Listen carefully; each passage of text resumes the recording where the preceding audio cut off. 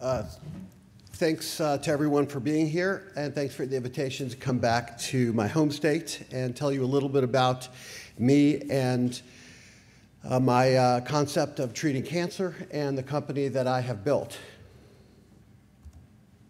So let me start with telling you a little bit about Siegall Genetics. The concept of Siegall Genetics is really to make a difference in the life of cancer patients, and we use antibody-based therapies. And I'll explain all about this during my talk and give you a concept of what we are doing. Now, we are the leaders in the world for something called antibody-drug conjugates. And we have a product, our first product is called Etcetras. And that was approved initially by the FDA in 2011. It's now available in 47 countries, including 11 in the last year. The most recent country was Brazil. And we expect another probably 8 to 10 more countries that will approve this drug. We have a very big pipeline, and I'll share with you a little bit about our pipeline. I'll mainly talk about Etcetras and how we made Etcetras. The pipeline is addressing many different types of cancers: solid tumors, leukemias, lymphomas, solid tumors including breast cancer, kidney cancer, colon cancer, bladder cancer. And the company, as Bill said, was founded in 1998, and we're located just north of Seattle in a suburb of Seattle called Bothell, and we are publicly traded on the NASDAQ market, and have about 650 employees, but that should rise pretty dramatically over the next year. Now, cancer therapy really started decades ago with cytotoxic therapies. And these are cytotoxic or cell-killing therapies. It's traditional when you hear someone say, oh, that person got chemotherapy. That's what they're talking about. And these are very potent poisons. And they really kill any cell they come into contact with that is dividing. And cancer cells divide. But so do a lot of normal cells. So there's a lot of side effects that you've seen with cancer patients. Now, the kinds of cells that divide that are important are bone marrow cells. That's an example of a type. And so you try to kill the cancer in the patient with chemotherapy, and you kill as many cells as you can, but you don't want to kill the patient. So you have to back off. And then the cancer cells also come up with a mechanism of resistance. So these chemotherapies stop working. So it does help some patients, but not all patients.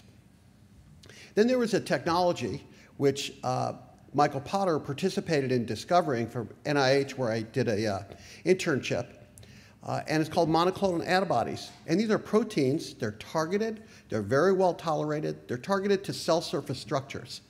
That could be on normal cells or cancer cells, but you could define those. And they're really great in finding cancer cells, but most of the time, monoclonal antibodies don't kill cancer cells very well.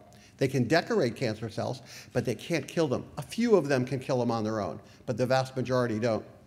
So we reasoned putting together a cytotoxic therapy on the vehicle, on an antibody, and making an antibody-drug conjugate could make an effective drug.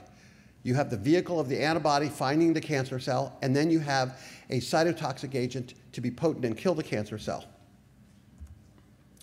So monoclonal antibodies were first discovered in the 70s, and the Nobel Prize was awarded to Kohler and Milstein in '76.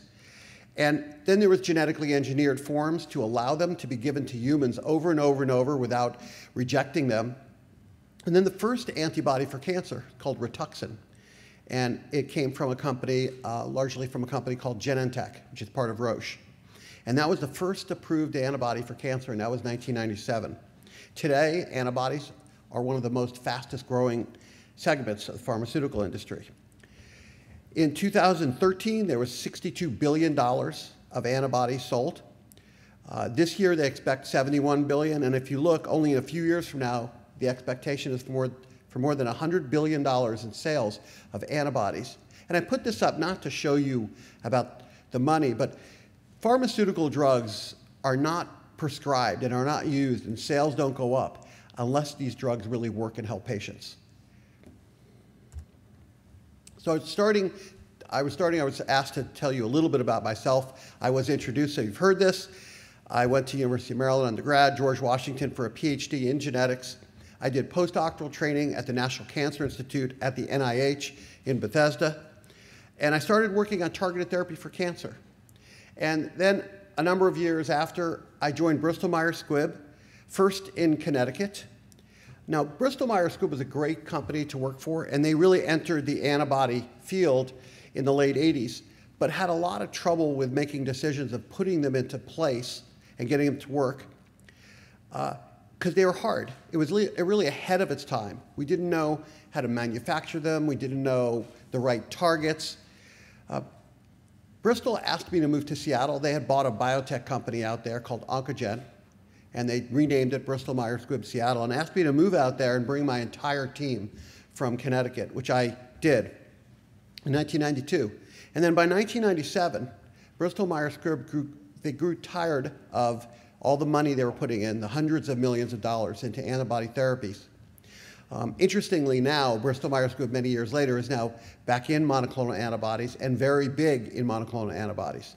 But they made this decision in late 1997, and sometimes you're thrown a curveball in life, and something happens that you weren't expecting. And I loved working for Bristol Myers Squibb, but all of a sudden they weren't going to be working on what I wanted to do and what I believed in and I had passion for. So the choices were to stay with Bristol Myers, who asked me to move back to the East Coast, where I came from, this time actually to Princeton, to their headquarters, and with a great job there. But I decided instead to start a company to follow my passion and my dreams. So instead of looking at Bristol Myers Squibb closing the Seattle facility as a bad thing, I looked at it as an opportunity, and co-founded Seattle Genetics in January 1998, and worked with my co-founder for a few years before he went on to do some other things that he was more interested in. So what do you need when you start to say, I want to build a biotech company? It's a little daunting. What do you need? Well, you need lab space, and it's extremely expensive. You need a pipeline of products, so you have to start thinking about whether you want to discover them or in-license them or both. You need to recruit talent all around you. You need to build labs that are really state-of-the-art, or you can't get scientists to want to work in them. You need to understand all of the clinical and regulatory work that's required by the FDA to even attempt to treat patients, because there's a lot of regulation. You need to make sure that investors are aware of what you're doing, and oncologists know the drugs you're doing and want to test them. You also have, once you start raising capital, a board of directors. So a lot of people have one boss, but I have 8 bosses. We have 9 people on the board of directors. I'm one, but the other 8 are my bosses. And they know it and call me 24/7 whenever they want, and I have to answer. And you have to raise capital often, because building cancer drugs is a very cost-intensive business. So raising capital comes from a lot of different areas. One, private investors in Wall Street. And you can raise capital from them, but it dilutes shareholders. So every time you raise capital, it dilutes the other shareholders, and they're not happy. You can make products and then partner them with big pharmaceutical companies that can provide you capital and pay for the development, but you're now giving up a lot of your product, and you only own a piece of the product by selling off a product to a company. And you could also develop technology, which we did, separately from our products. We're largely a product-based company to make products for cancer, but we also developed and discovered a lot of technology that other people want licenses to. So that can give you a non-dilutive approach to raising capital. Now, just starting with financings. The first financing I ever did was in April 1998 for Seattle Genetics, and that was $7 million. Now, I started about 9 months before, and with venture capitalists or VCs. You need a lot of capital to do a biotech company, so it's really hard just to go to your own bank account unless you have many, many millions of dollars. And so it took 9 months to tell people, hi, I've never made a company before. This is me, this is what I do, and I want you to write checks to me, and I might blow the money and you might get nothing for it. So it's hard to do that. So it took 9 months to raise $7 million. And so from a number of very good venture capital companies. And then about a year and a half later, we had started to really get things rolling and get things moving along. So it only took 3 months this time to raise $30.5 million from venture capitalists, led by Bank of America Ventures. And we had competing term sheets for who would be in the lead position. So now it's a little bit easier to raise capital. We also got money from Cascade, which was Bill Gates' personal investment company, and Vulcan, which is Paul Allen's personal investment company. They're the co-founders of Microsoft and very prominent in the Seattle area. They didn't lead the transaction, but they put money into the transaction. And then I took the company public in 2001. Now, in 98 and 99, the stock market was hot, the dot-com era. It was rolling, a lot of IPOs, but by 2000, it really started to close. And in 2001, and this is before 9/11, the stock market was really shut down. And we were the only biotech company to go public. And it was a tough time to go public. We went to 91 meetings in 17 cities over 3 weeks. JP Morgan led the financing from the banking side, and we raised $51 million. And we were publicly traded on NASDAQ. The reason to go public is access to capital. It's not to look at your stock ticker in the paper every day or on the internet. It's to raise capital and have access to future capital to build. Now, this is a list of all the financings we've done at Seattle Genetics in our history. There's a couple of things you'll notice here. One is we were doing it almost every year or every other year, just to sustain the company, because we were spending money, not making any. So we did one in 2003, 2004, 2006, 2008, 2009, 2011, and then you don't see one since 2011. It's been about 3 3/4 years since we raised a nickel, because we have strong revenues now. So we don't need to raise money from Wall Street. In fact, we have more cash now than we've ever had because we do have revenues. But you can also see that generally, not perfectly, it was always raising capital at a higher share price. The last time we raised capital was at $15.50 a share. Today we closed at about $36.50 a share, roughly. So everyone that I ever sold stock to, as far as a transaction like this, the stock price is higher than where it is. So I feel good about that. Now, ADC technology, I told you a little bit about antibody-drug conjugates. These are antibodies that are empowered. And linking a drug onto an antibody sounds simple. Take out some super glue, attach a potent drug to an antibody, and let her go. It's not that simple.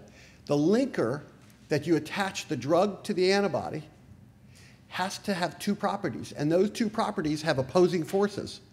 You want to have a small drug, tiny dot, onto a big antibody, which is a big glob. It's a big protein macromolecule, and the very potent cytotoxic agent's tiny. It has to attach, and it has to be stable in the bloodstream.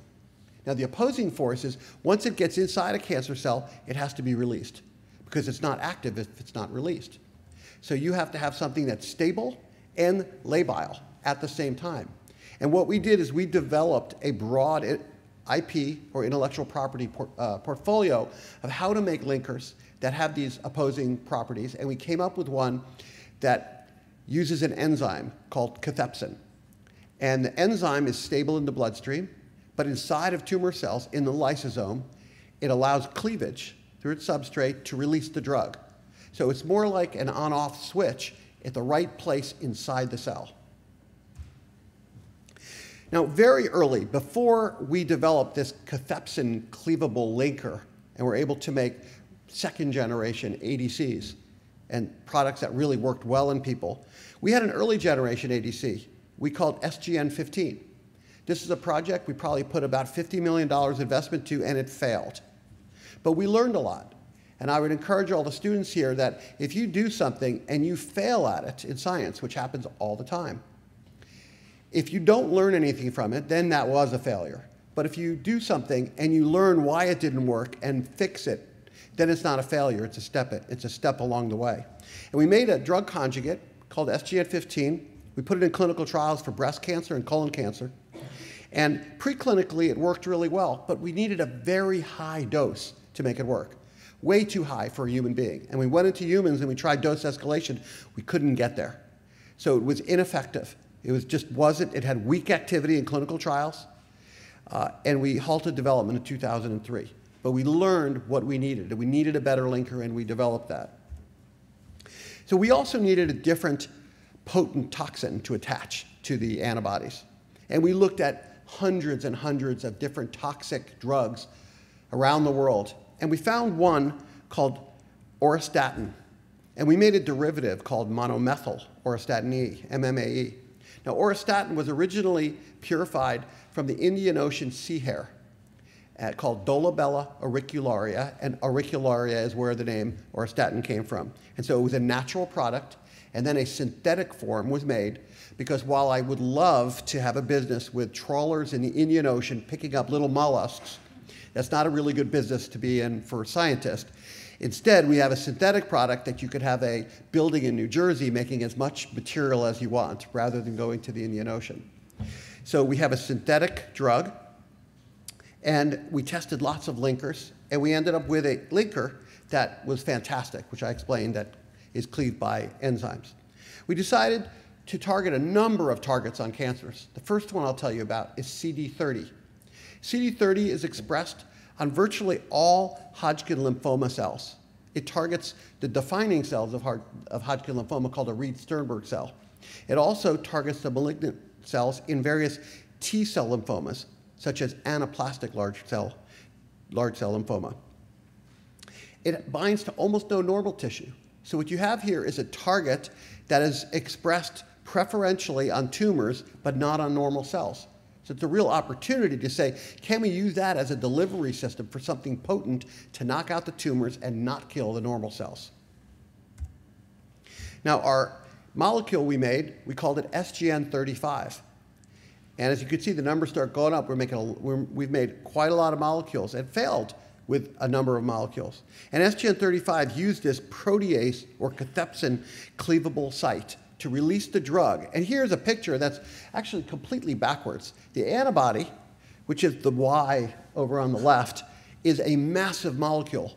And the rest of this is a piece of chemistry which is tiny from a size. But just to blow it up and see what it looks like, our linker at our attachment site is really where the business is done. That's where the drug is cleaved and released, and without that, this wouldn't work. So we took this new molecule with brand new drug linker system, and we put it into a mouse that had a Hodgkin lymphoma or HL xenograft on its back. So we put we put a tumor on the back of a mouse and said, does this work? And we did it at 1 milligram per kilogram and 2 milligrams per kilogram. You could see at 2 milligrams per kilogram in the red triangles, the tumors were completely regressed in the mice. And we said, okay, this could be something interesting. And you have to make sure things are safe and you can scale them. So this is only one step along the way. And then we did a phase 1 clinical trial in patients. And the results of the phase 1 trial were so spectacular that we were able to publish it in the New England Journal of Medicine. And this drug, SGN35, or the generic name brentuximab vedotin, really was able to do a number on Hodgkin lymphoma in patients. Now, the pictures here are scans of a patient, a 37-year-old man, who was riddled with Hodgkin lymphoma. And you can see him on the left, the scan, and then on the right. Now, the two spots on the right that you can see that are dark is really where the contrast stain goes. And that's in the heart and the bladder. That's what you normally would see with the contrast stain. But you can see all the speckles on the left side, as well as the tumor right below the shoulder. And it's complete remission and gone. And so this patient did extremely well. Now, we treated over 100 patients, and this is what's called a waterfall plot. It's how you plot it. Each line is an individual patient. And this was in the New England Journal of Medicine paper. We treated patients, and 94% of these patients, and what we were getting were Hodgkin lymphoma patients that had been given every possible drug known to mankind already. So we got the late-stage patients, the ones that had failed everything, the hardest to treat. And we have a waterfall plot that is amazing. And this is the kind you want with any new experimental drug. Now, what I want to show you here is how we had to learn on this drug from a predecessor drug. Not only was the drug conjugate technology developed on a different drug, but we had started, if you look on the right, SGN30. That was the naked antibody. We had this antibody by itself. We knew it bound to tumors. And a number of years before, we took this naked antibody and we put this into patients, SGN30, at up to 12 milligrams per kilogram weekly. Notice the dose versus the dose of the drug conjugate of 1.8 milligram per kilogram. Because costs in patients and what you want to charge people is also measured in cost of goods. Because if something's very expensive to make, you have to charge even more money for it. So with the naked antibody that targets CD30, we treated 35 patients, and we had no objective responses, none. We had some stable disease. There was some activity there. To get an objective response, you need to get rid of at least 50% of the tumor. That's called a partial response. And up to 90, and when you're over 99% of the tumor, that's called a complete response. So we had some 30 and 40% regressions of tumors, but nothing over 50% to get an objective partial response. So we knew we had a good target. We knew it was safe. Delivering this antibody was safe. It didn't hurt patients. So we took the same SGN30 antibody, we empowered it with our technology we developed, and you could see a 73% objective response rate in 102 patients at a relatively low dose, and giving the drug only every third week. Patients would come in to get the drug, and it was 30-minute infusion, outpatient therapy, and they didn't get sick. And these are patients that usually would come in, and they were used to chemotherapy that they got that failed. They'd come in, they'd get chemotherapy weekly. They'd get so sick, they would throw up, they would lose a lot of weight, they couldn't eat, they would go to bed, they couldn't work, and they would just go home, and it would be difficult. And by the end of the week, when they first started to feel better, they had to do the cycle again. It's really hard with chemotherapy. We were able to make something that was targeted, that patients came in as outpatient therapy. You weren't in there for 5 to 6 hours in the oncologist's office getting chemotherapy and having a crash cart nearby. You had outpatient therapy. It was 30 minutes. We had some of our first patients would come in, and this one woman would come into her major city. She lived in the suburbs, and she came into a major city, and the doctor told us the story, how she'd come in initially with her husband to drive her because she was used to her chemotherapy, and the chemotherapy, she couldn't drive home. So she came in with her husband the first time. The second time, she came in by herself, drove herself in, came and got it, but told her husband that she had to be there all day and spent the whole day in the spa and shopping because she lived out in the suburbs. She called it her spa day when she came to get treatment. Now, this is a second disease. This is anaplastic large cell lymphoma, which simply is a T-cell lymphoma. We treated patients, and 97% of patients had tumor reduction. So it was even better than Hodgkin lymphoma. So what happened is we took these data and a plethora of data of hundreds and hundreds of patients we treated, and we brought it to the FDA, and the FDA approved Adcetris. We now have a fancy name, Adcetris. Starts with ADC, which is antibody-drug conjugate.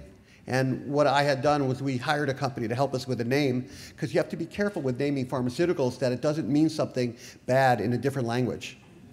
And there have been examples where people have a name, they launch it globally, and they have to pull the name and change it, because in some other language it denotes something that's not pleasant.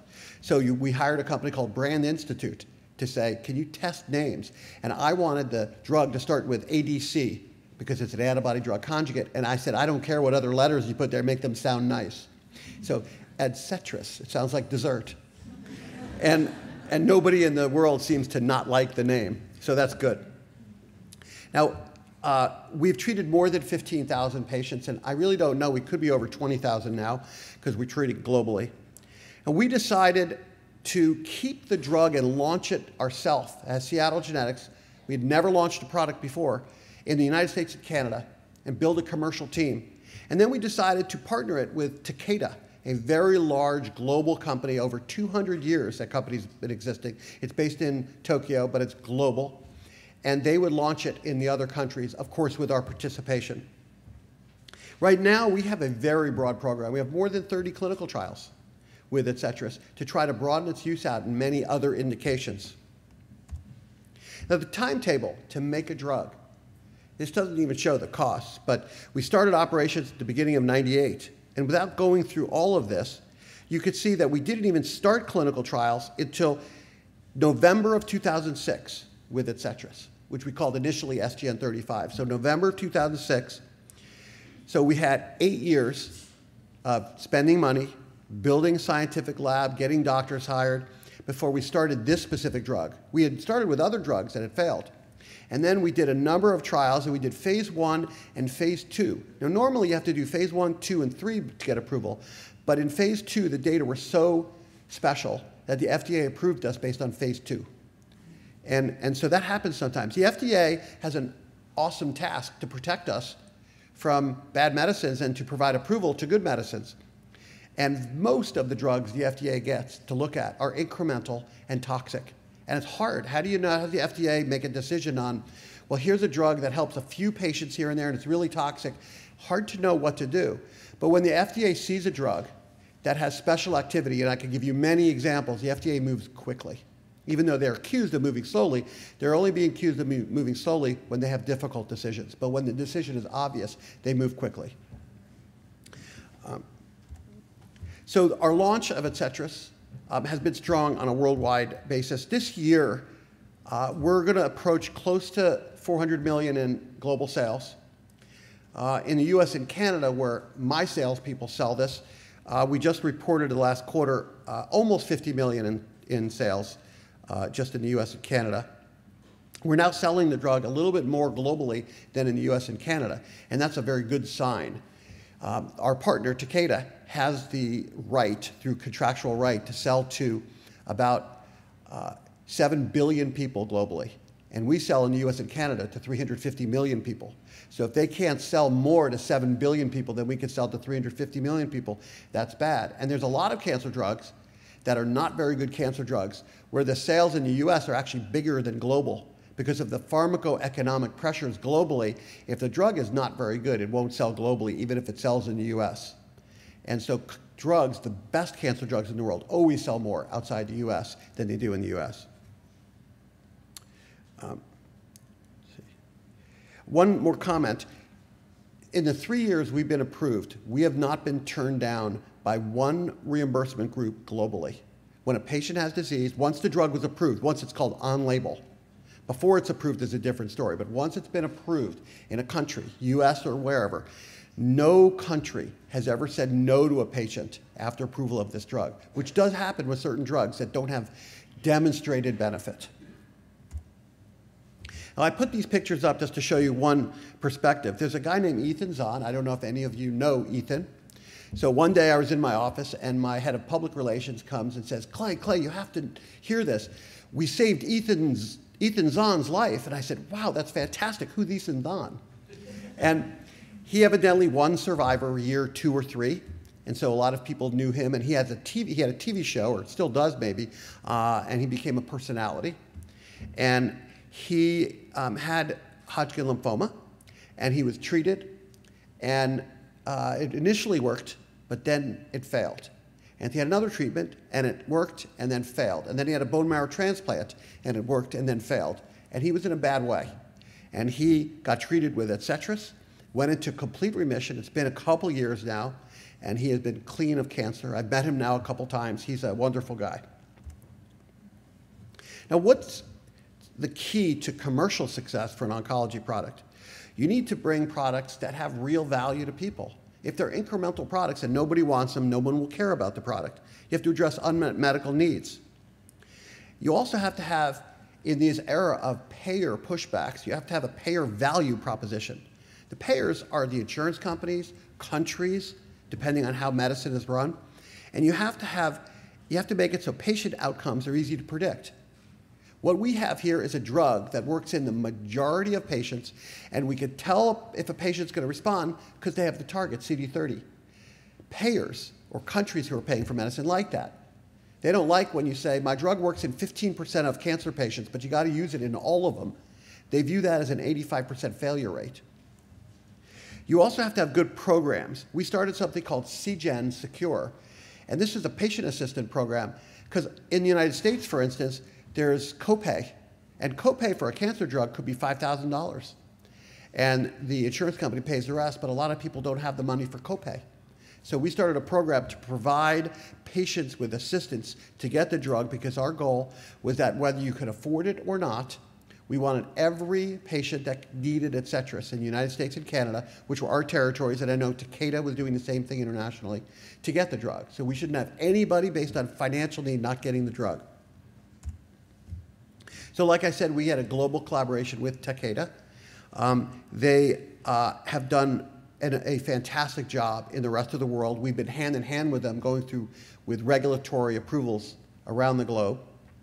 And they paid us a fair amount of money up front. So to get the rights to do this, they wrote us a check for $60 million.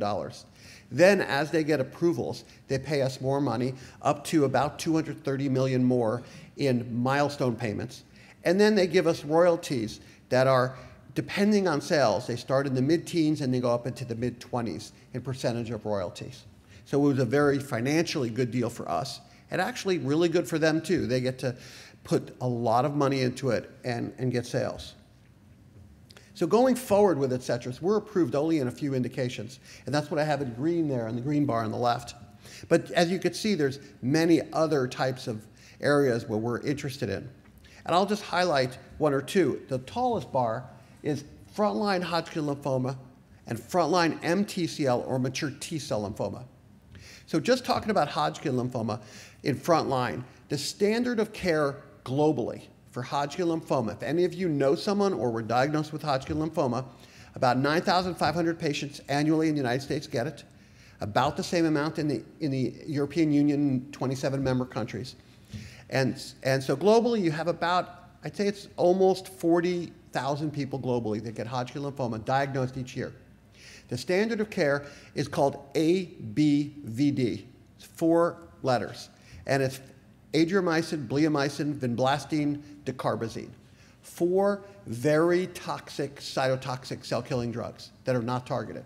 And you combine these 4, and you get the patients extraordinarily sick. But it works pretty well.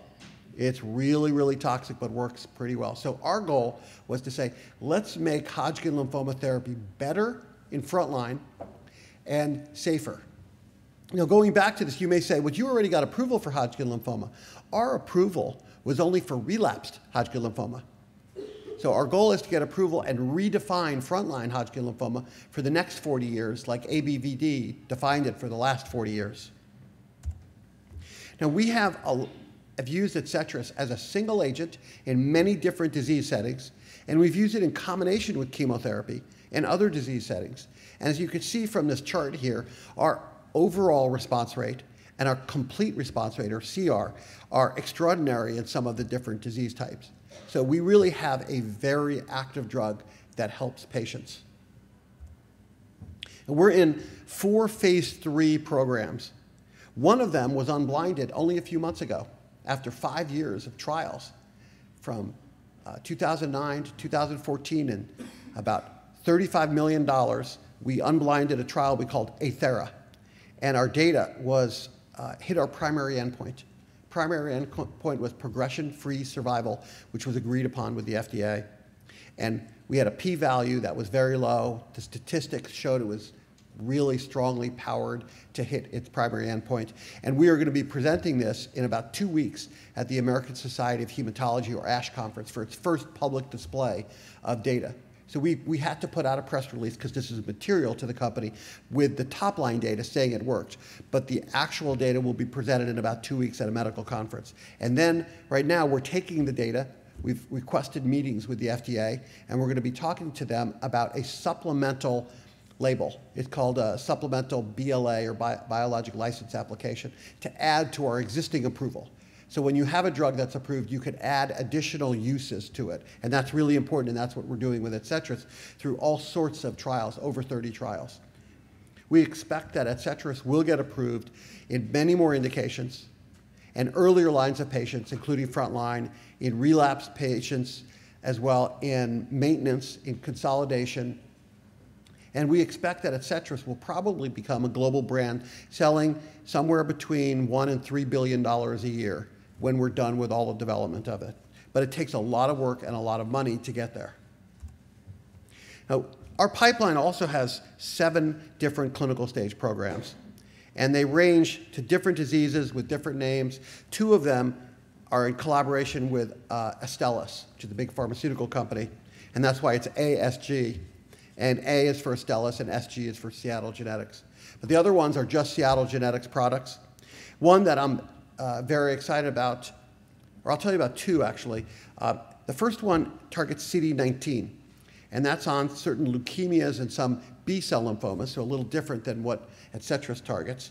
And the other one I'll tell you about targets CD33 for the worst leukemia there is. It's called acute myeloid leukemia, where survival is measured often in terms of months, not years. So our CD19 drug for B-cell non-Hodgkin lymphoma and leukemia, it's active. It's a very active product. And you could look at the phase 1 waterfall plot. Now, in phase 1, you're doing dose escalation at different doses. You start at very low dose. You go higher, higher, higher. And this is a plot of basically all the patients.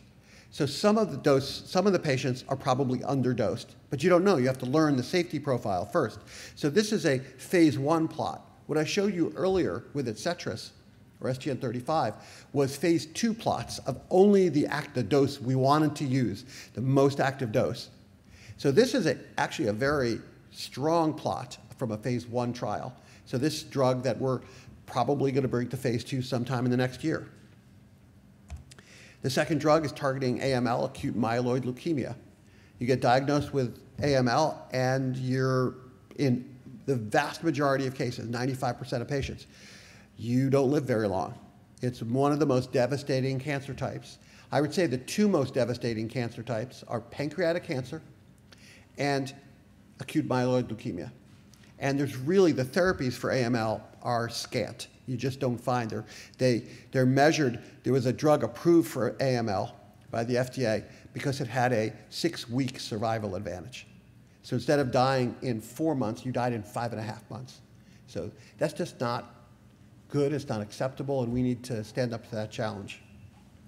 So we developed a new generation, and one of the things I like about this drug is, I told you we started with a first generation ADC technology, and the first generation ADC technology failed. So we made a new linker. So then we made a second generation technology, which was in Etcetras. And that one worked.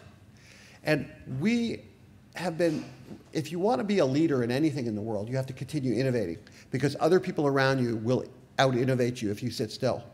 So we like our technology that's in Etcetras, but we've spent years to develop a third generation technology to continue leading the field. And we developed it, and we have now site-specific conjugation, and we re-engineered the antibody. We have uniform drug loading, because Etcetras does not have uniform drug loading. We've increased its stability. We have a new drug we attached that's called a pyrrolobenzodiazepine dimer, or PBD. It's 200 to 300 times more potent than what we have in Etcetras, monomethyl Aurastatin E. It's not sensitive to the standard multi-drug resistance pathways, so it's really got everything. So it's like we've built a new car with all the gadgets on it. It took us about 5 years, about $25 million to just redo the technology. It was a very good investment. So we've now put it into clinical trials, and for the first time, after about 1.5 years treating patients, we're going to be presenting the data at the American Society for Hematology conference in San Francisco in about 2 weeks. And the abstracts from the conference are now out, and we have, in about 47% of patients, we can completely clear the leukemia blasts. That's what leukemia cells are called. They're called blast cells. And we can clear in almost half the patients at 40 micrograms per kilogram. That's an error there. At 40 micrograms per kilogram, we can almost completely get rid of, in half the patients, the tumor blast from the bone marrow. Now, we're still dose escalating. We haven't hit our maximum dose, but that's an impressive number. So I'm really excited with our chance to treat AML patients. Now, like I said earlier, we do partnerships with other companies. A lot of companies have come to us and said, we like your ADC technology. Can we license your technology and pay you for that onto our own antibodies? And so we've done that. We've generated more than $300 million in payments to date, upfront payments and milestone payments. We have the potential for over $4.5 billion in milestone payments based on success that these other companies are doing with our drugs. And then we also get royalties. And some of the companies that we've done work with are Bayer Pharmaceutical, the big German company, Daiichi Sankyo from Japan, GSK, which is a British company. We have a number of US companies like Pfizer and AbbVie. AbbVie used to be Abbott Pharmaceuticals. They split into two arms. And AbbVie, or Abbott for Life, V is life, is their new pharmaceutical name. So we're very excited to work with these other companies and allow them to use our technology. And this is a chart of what some of the drugs that other companies are putting in clinical trials. These are not my drugs. I own a piece of these drugs. They pay the drugs, and they pay me for my company for the technology. And you can see that a number of companies, Genentech alone, which is a division of Roche, has 7 drugs in clinical trials now at different phases. So we're real excited with the work that our partners are doing. Now the company is in, Seattle Genetics in a strong financial position. The last quarter, we had a little over $75 million in revenues. That annualizes to about $300 million. And the revenues come from et cetera sales, collaboration revenues, and royalties.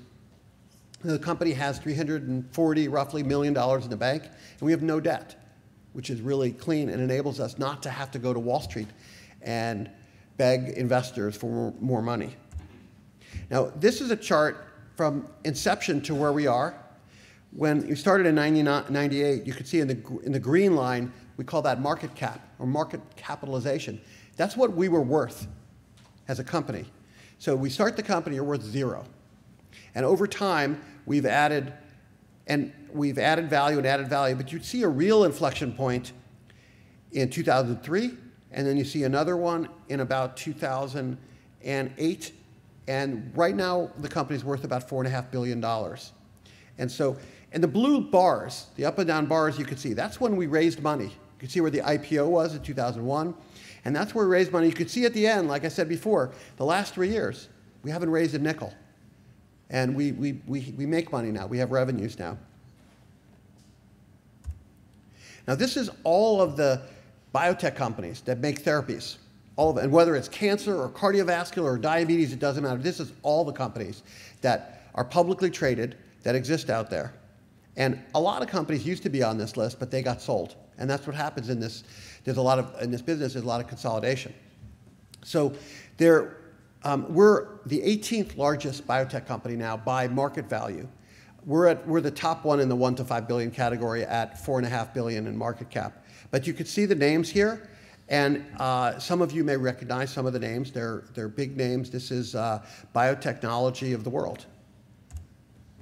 Now our headcount growth is now 650 people, and we're adding 100 people this year, so we're continuing to grow a lot. I don't know everybody's name, but somehow they know my name.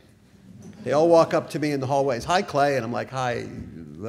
You know, I wish I knew. When we were 20, 30 people, I knew everybody. When we were 50 people, I started to get a little fuzzy on a few. When we were 100, there's no way. I'm sure the professors here know every student in Maryland, right? This is our internal product pipeline. It's very robust. We're excited and proud with it. We're helping cancer patients. Now, I wanted to tell you a little bit before I finish, just on the challenges of drug development. To develop a drug takes 8 to 12 years cycle. But as a public company, Wall Street values you once a quarter. And every quarter you have to report. And so there's a disconnect there. 8 to 12 years, and every quarter you have to tell Wall Street what you're doing. So it is hard. It is a really hard thing. And you need to have long-term vision. You can't just follow what Wall Street's telling you. Go make money now, sell everything off, do what you can.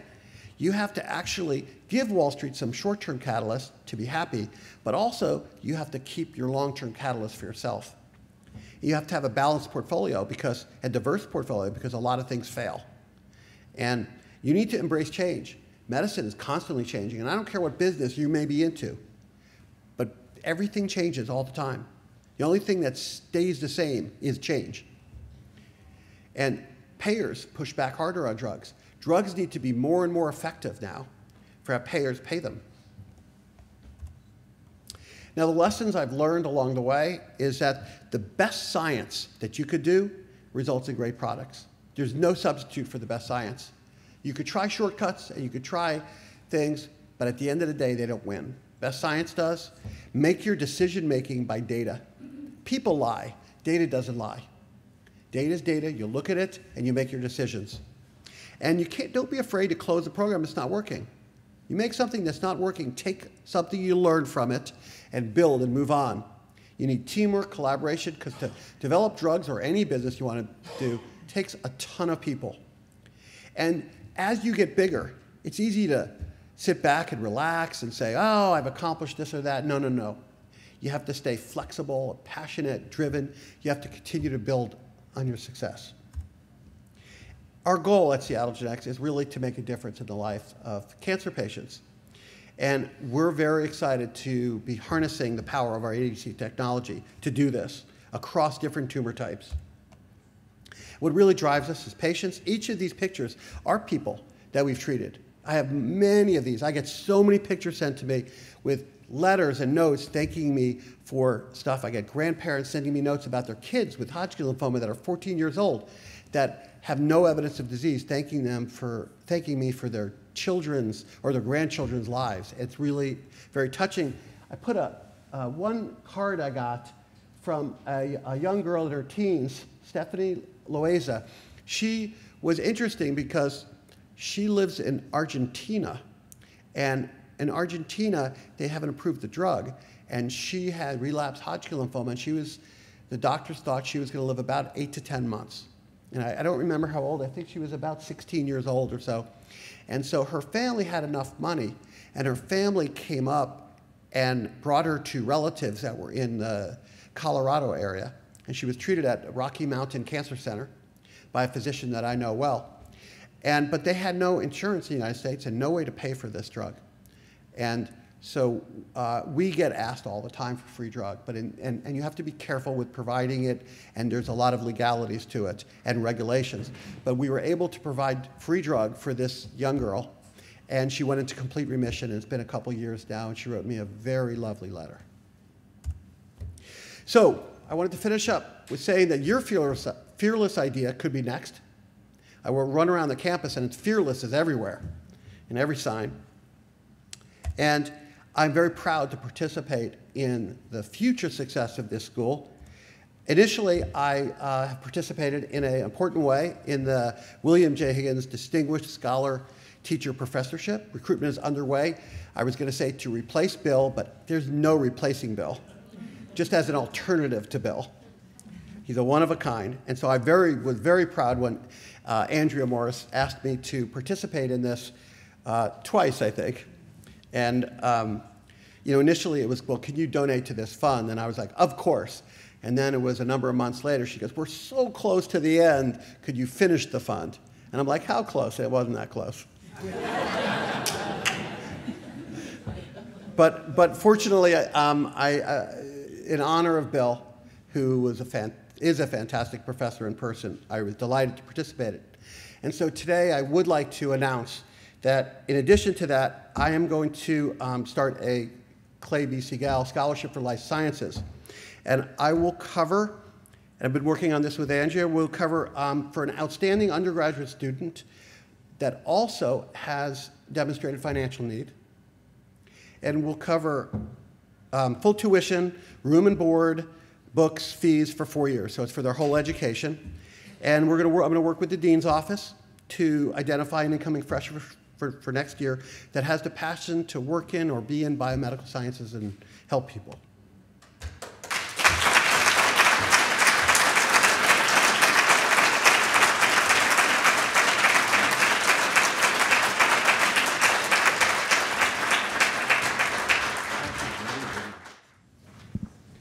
How you doing?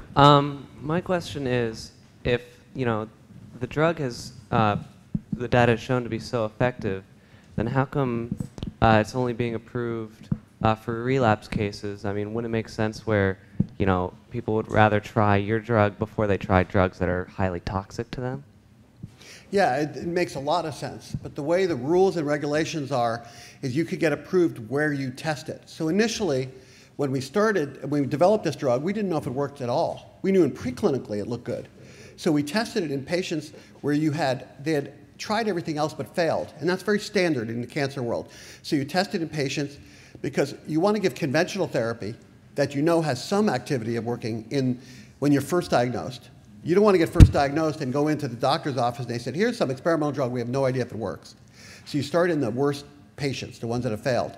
And then you prove it there. And then it's more morally feasible to test it in frontline patients. So we have now, like in Hodgkin lymphoma, we have a trial running right now in 1,040 patients, which was sized to that number by statisticians, with 2 arms. One is the standard of care that's been around for almost 40 years, and the other is a regimen with Etcetras. And so it's 520 patients and 520 patients. And it takes years to accrue the patients and then to follow the patients. So we're about 4.5 years into a 7-year, $75 million trial to change frontline Hodgkin lymphoma. And we're doing that with other diseases as well. But you have to prove it. So it's a great question. Now, once your drug is approved, you get what's called off-label sales, where you're not approved. And so there are doctors that are using our drug that buy the drug or get a reimburser to fund it without approval. And if a drug is good and it's a good cancer drug, that happens. Now my salespeople cannot promote to that. It's illegal. You can't go around and trying to sell off-label use. But it's a reality that it can happen. Once a drug is approved in some area, doctors can write prescriptions on it and somehow get the money from somewhere to buy drugs.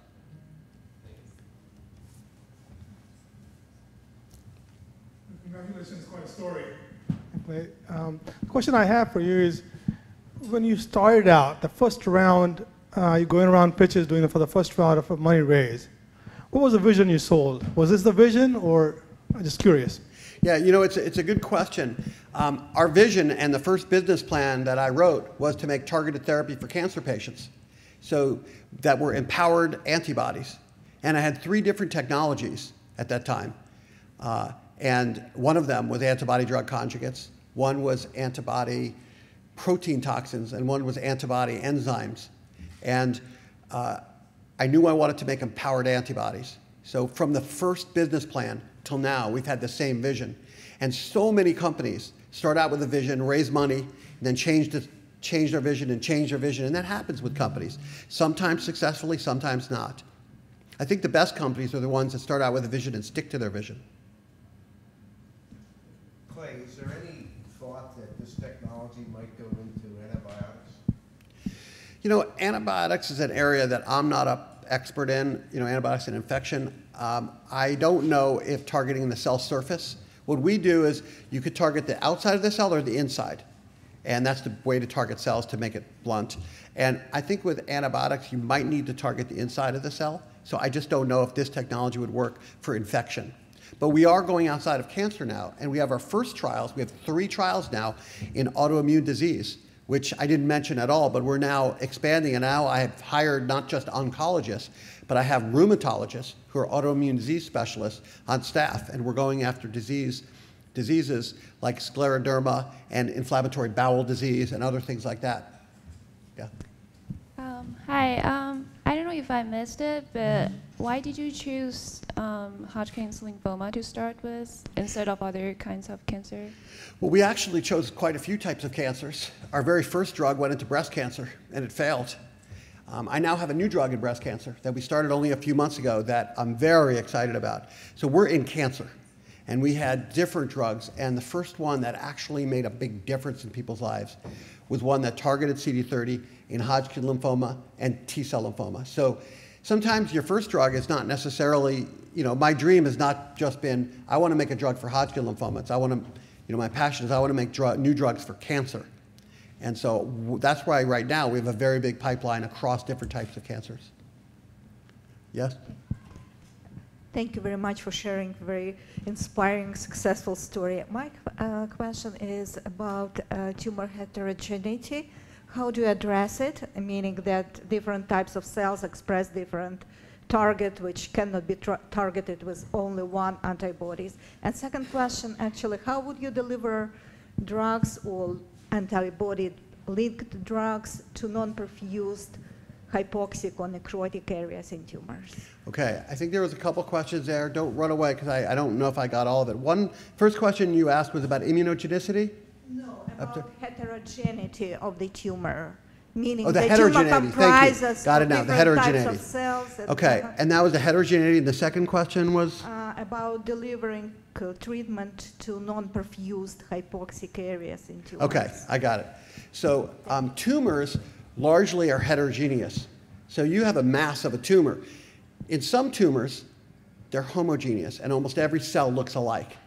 But in most tumors, it's not the case. So in most tumors, you have a mixed bag of cells. And in Hodgkin lymphoma, certainly that's the case. In Hodgkin lymphoma, only about 8% of the mass of the tumor has what's called Reed-Sternberg cells, and those have CD30.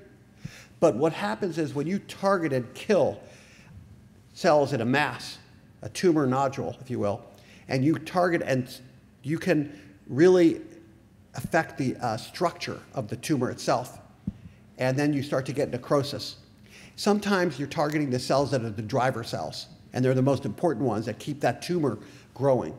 And then also with an antibody-drug conjugate, we get something called bystander activity. And where we're releasing this small molecule. We have a big antibody to bind to the cell. It gets in, and we're releasing a small, tiny cytotoxic inside the cell. That's so small that it can leak out. Now, you don't get much of it in the bloodstream. It's only in the local tumor microenvironment. You could get some of the cytotoxic cells, and we've shown that there's bystander activity for cells that are close by.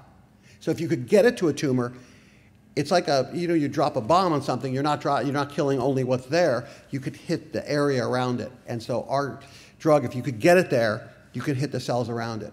And the second thing you asked about was necrotic cells that are hypoxic, and how can you treat those?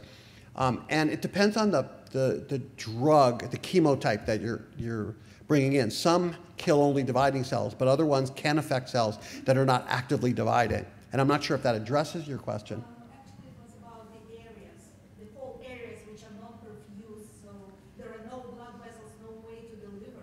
Right. But the areas, generally the areas where they're not blood vessels and they're necrotic, a lot of times you can tell, you could do a regular CAT scan and then a PET scan. The CAT scan will show you the region of a tumor. The PET scan shows you what's metabolizing or what's living. And so the contrast between the two can tell you, because you can have a ghost of a tumor and you can see this cell or this ghost of a tumor nodule, but then if you look at a PET scan, which shows you what's living and dead, you can know if you've actually treated it. But usually the necrotic cell are not the ones that are causing the problems. It's the actively metabolizing cells that are causing the problems. Yes? So for one of the last slides that you showed, you had listed a number of different drugs and the phases of testing that they were at. I noticed for some of them it listed more than one cancer type. So currently these drugs, are they being developed on like one drug for one like cancer type? Yeah, that slide. This slide?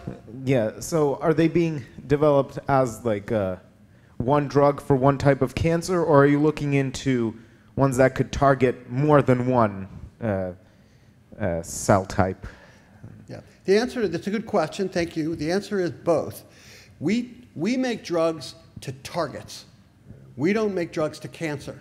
Some companies decide we're going to work on lung cancer and that's what they work on. But we're a target-driven company. So we define targets that we think are preferentially expressed on cancer or cancers versus normal tissue, and then we try to make drugs to target the receptor, if you will, that we're targeting. And so that's what we do, and because of that, some of our targets go after one disease, and some of our targets can go after a couple of diseases. Thanks for noticing that. Yeah. Hi, beautiful talk. I'm just wondering if your drug is neuroinvasive, meaning it can cross the blood-brain barrier, because that seems like it would open up a number of more targets for you. Yeah, so it's kind of interesting you talk about the blood-brain barrier. Most times drugs, you put them in, if you have a brain tumor, it's hard to get the drug to the brain because there's a blood-brain barrier. And so if you have brain cancer, you're often treated with chemotherapy and radiation. And what that does is it damages the blood-brain barrier, and you can actually get in. Or you could use a sugar like mannitol, and you put mannitol in the bloodstream, and it opens the blood-brain barrier for around 30 minutes, and then it shuts it. So it kind of fools it. So if you want to get a drug into the brain to treat brain cancer, you can open it temporarily and close that, and treat through the carotid artery. Treating brain cancer is something that's important. And actually, in talking to doctors, they worry about brain metastasis. So like if you have lung cancer, You know, a surgeon will say, well, I could cut out the lung tumor, but if you've already too late and the tumor has broken off, got in the bloodstream, got through the blood-brain barrier, and lodged into the brain, you can't treat them. And so a lot of times, patients that have lung cancer die because they have a tumor in their brain and not because of the primary site. So that's something that we think about a lot, of how we could go after tumors in the brain. And I lost my father when I was 24 years old to brain cancer. Thank you. Go ahead and get it back in play.